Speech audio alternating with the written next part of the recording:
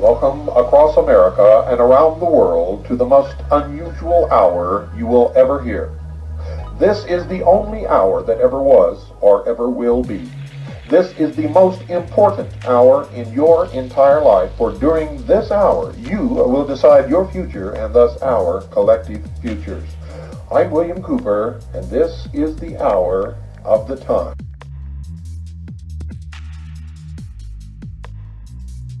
Of Atlantis, which sank beneath the oceans as the result of a seismic cataclysm. Now there are several possible interpretations of Plato's account. The lost Atlantis could represent a submerged body of knowledge drowned in a sea of forgetfulness. This would explain and justify Bacon's restoration of the fable, which was nothing more than bringing into light matters long hidden.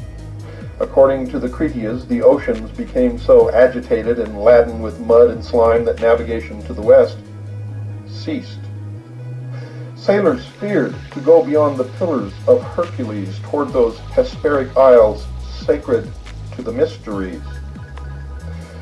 Even had Christian nations dared to violate the edicts of the sacred schools, such audacity would have been held in check by the power of Islam, seated in the Holy House at Cairo, and the edicts of Lhasa backed by the armed strength of the Mongol Empire. The East agreed to preserve the boundaries of Europe if the European states would bind themselves in a solemn alliance to refrain from exploiting the resources of the Western Hemisphere. Now, why would they insist upon that agreement when no one knew anything about the Western Hemisphere, at least to the public eye?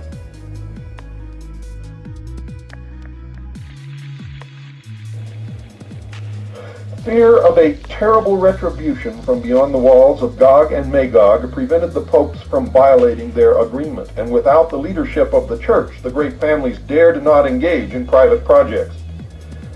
When the appointed hour came, the secret societies selected their own agents to initiate the program of exploration, and thus began America's secret assignment with destiny.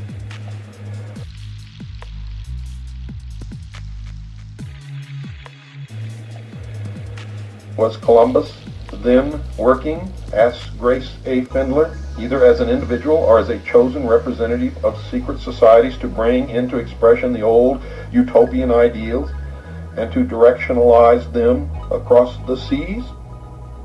Certainly this would go far to explain the charges of traitor, the seizure of all his books and papers, the destruction of all portraiture and likenesses, even to the usual mortuary busts and arms, and the complete disappearance of many of his literary works, including the Journal of the First Voyage and the Book of the Second Voyage.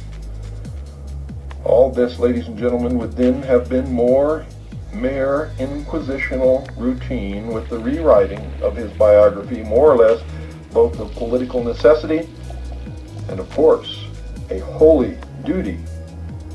See the book for more on this, called New Truths About Columbus.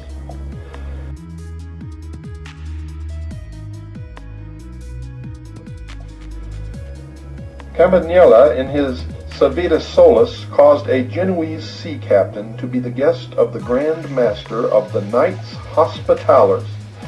When Columbus, on the occasion of his first landfall, raised the standard of Castile, he also planted a banner of his own consisting of a green cross on a white field.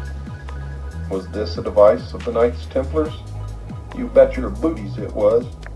The formal education of the man who called himself Christopher Columbus has been the subject of much speculation.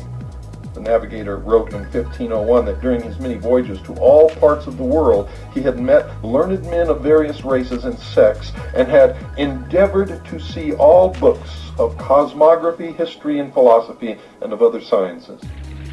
Now, if the admiral had seriously endeavored to examine early works on navigation, he undoubtedly had noted the references, brief but significant, by Homer, Solon, Aristotle, Pliny, and other ancient authors to, quote, distant lands beyond the great oceans, unquote.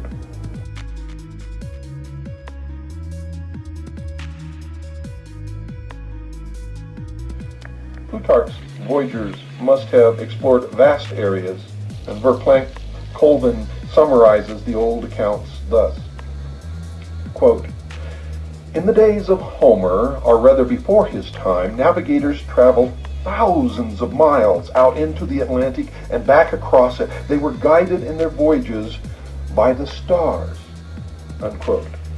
For reference to that, see geographical and mathematical discussions of Plutarch's accounts of ancient voyages to the New World. Remember, folks, remember my admonition, don't believe anything that you hear on this program unless you go research it for yourself and verify that it is indeed true. This is one of the greatest secrets that have been held by the mysteries for thousands of years. This needs to be brought to light, for I believe wholeheartedly that this is the truth of the matter, and my research has indicated to me that it is nothing else but the truth.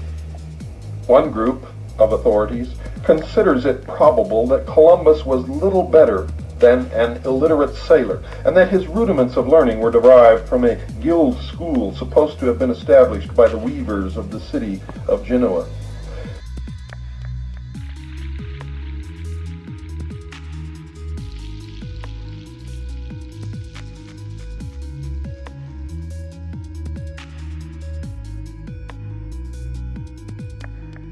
Faction of historians insists that Columbus possessed considerable scholarship even before his celebrated journey.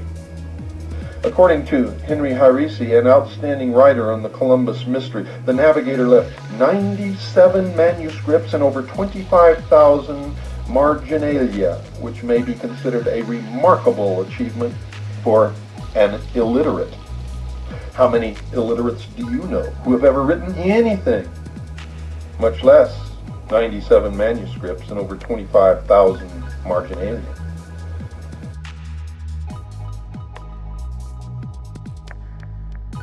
The truth is that the admiral cannot be explained without reference to the secret societies, which were the peculiar custodians of the exact information which he required. They were, and are, and always will be, unless the sheeple of the world wake up to the fact, the guardians of the secrets of the ages.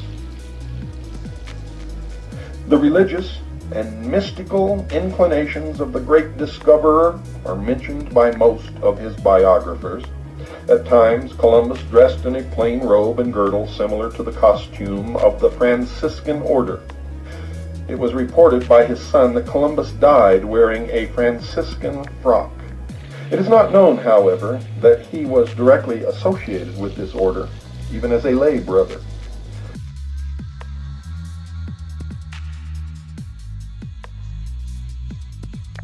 Wearing a Franciscan frock. It is not known, however, that he was directly associated with this order, even as a lay brother. Several religious groups of the times, including fraternities known to be connected with the esoteric tradition, favored this kind of habit. Perhaps the peculiarities of his costume were overlooked or conveniently forgotten. Of course, when we see pictures of Columbus, we never see him dressed in the robe of the Franciscan order, now do we?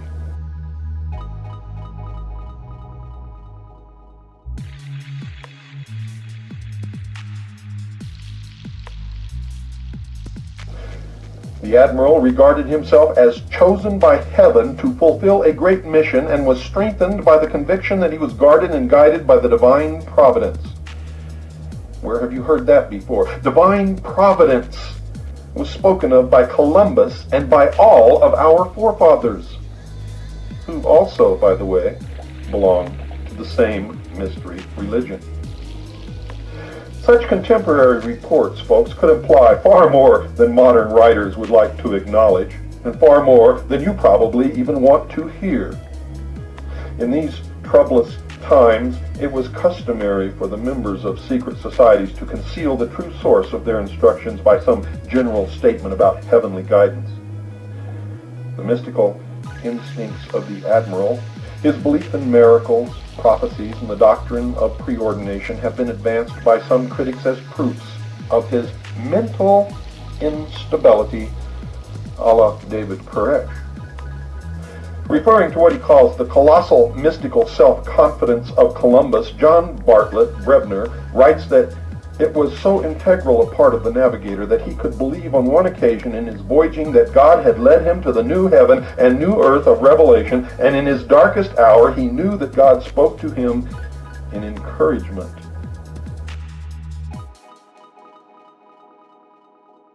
The voice of God speaking words of strength and comfort. On his fourth voyage, when great emergencies threatened the entire enterprise, the admiral fell into a trance, and a voice spoke to him and said, quote, "O fool, and slow to believe and to serve thy God, the God of all, what did he do more for Moses or for David, his servant, than he has done for thee?" Unquote. For reference to that, see the book called The Explorers of North America.